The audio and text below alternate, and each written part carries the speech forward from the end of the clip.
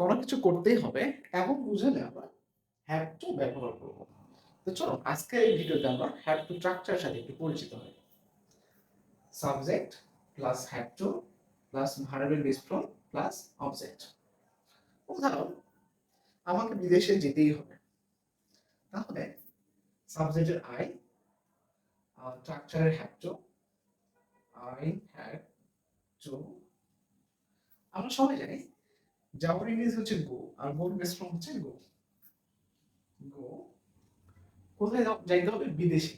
Object abroad. Abroad তাকে বিদেশে যেতেই হবে।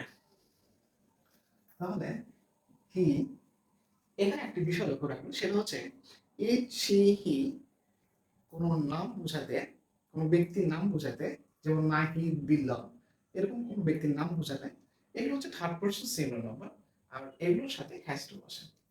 তাহলে হি হ্যাজ টু, ভার্বের base from go, abroad. abroad আমাকে ফুটবল খেলতেই হবে। I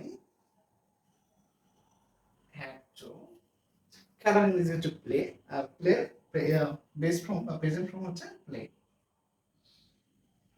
প্লে অবজেক্ট হচ্ছে ফুটবল। ফুটবল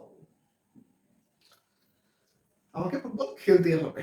তো এই একটা মাত্র স্ট্রাকচার দিয়ে আপনি চাইলে শত শত বাক্য তৈরি করতে পারবেন। তো আজকে এ পর্যন্তই। এরকম নতুন নতুন স্ট্রাকচার শিখতে আমাদের পেজের সাথে থাকুন। আসসালাম।